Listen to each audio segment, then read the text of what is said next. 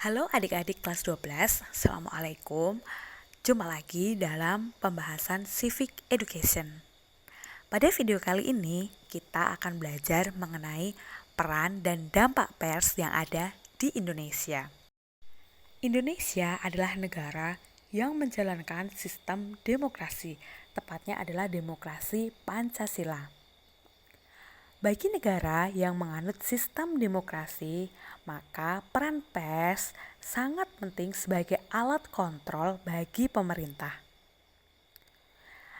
Di negara demokrasi, pers merupakan pilar demokrasi keempat setelah eksekutif, legislatif, dan yudikatif. Seiring perkembangan zaman, penyebaran pers di Indonesia dilakukan dengan berbagai media, baik berupa media elektronik, media surat kabar, ataupun menggunakan media internet. Kalian pasti sudah tidak asing lagi mendengar kata pers. Ya, pers sempat booming ketika masa Orde Baru menuju reformasi.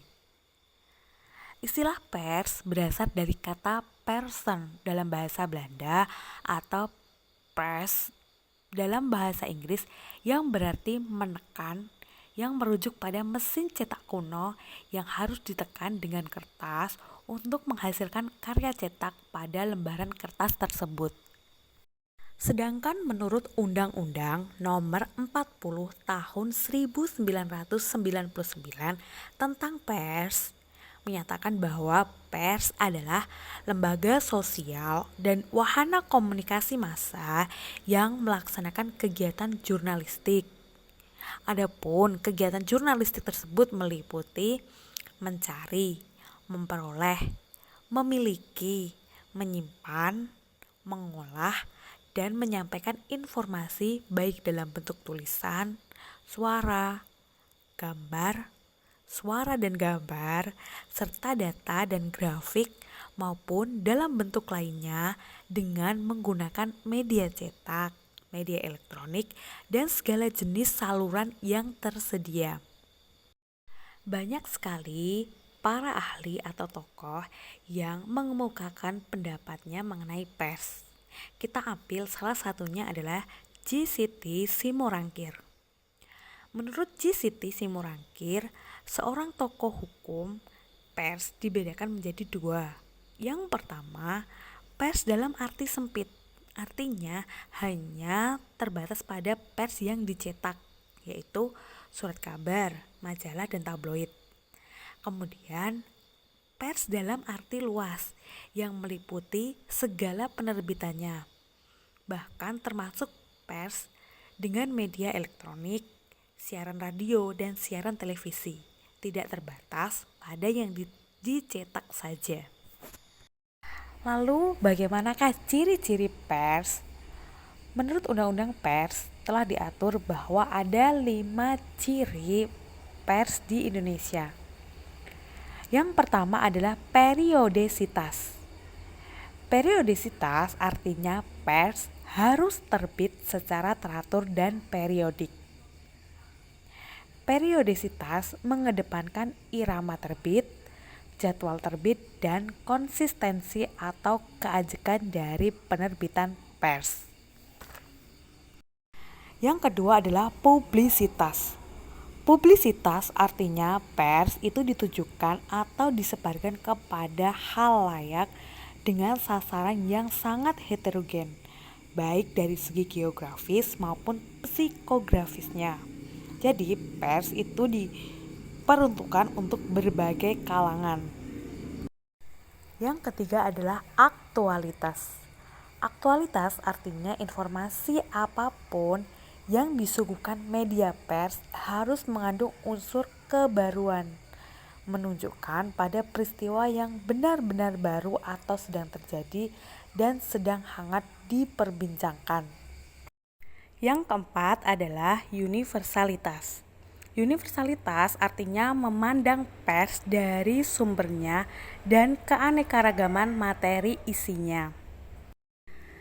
Yang kelima adalah objektivitas. Objektivitas merupakan nilai etika dan moral yang harus dipegang teguh oleh surat kabar dalam menjalankan profesi jurnalistiknya. Selanjutnya adalah prinsip-prinsip pers. Demi eksistensi pers dalam menjalankan fungsi dan perannya, pers harus memperhatikan prinsip-prinsip sebagai berikut. Prinsip pers yang pertama adalah idealisme. Idealisme artinya cita-cita, obsesi, atau sesuatu yang terus dikejar untuk dijangkau dengan segala daya dan cara yang dibenarkan menurut etika dan norma profesi yang berlaku serta diakui oleh masyarakat dan negara. Yang kedua adalah komersialisme.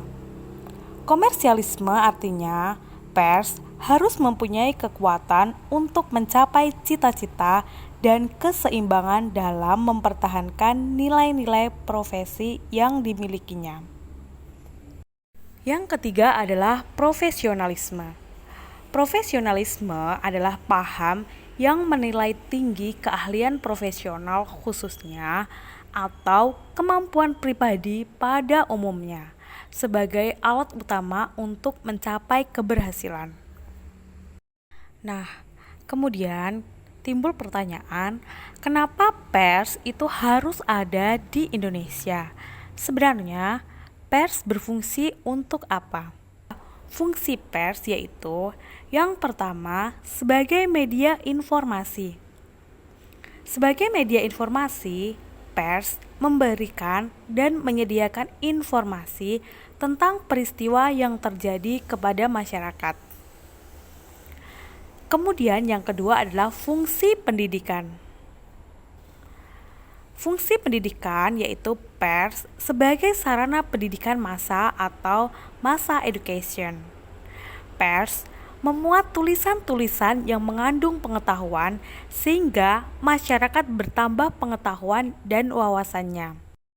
Yang ketiga, pers berfungsi sebagai sarana penghibur.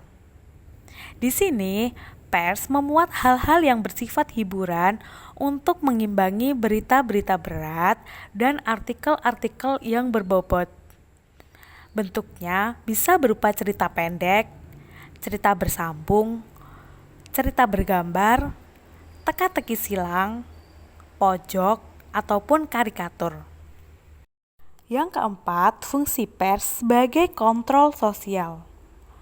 Dalam fungsi ini, pers mengandung makna demokratis yang di dalamnya terdapat beberapa unsur, seperti keikutsertaan rakyat dalam pemerintahan, kemudian pertanggungjawaban pemerintah terhadap rakyat, ada pula dukungan rakyat terhadap pemerintah, dan kontrol masyarakat terhadap tindakan-tindakan dari pemerintah.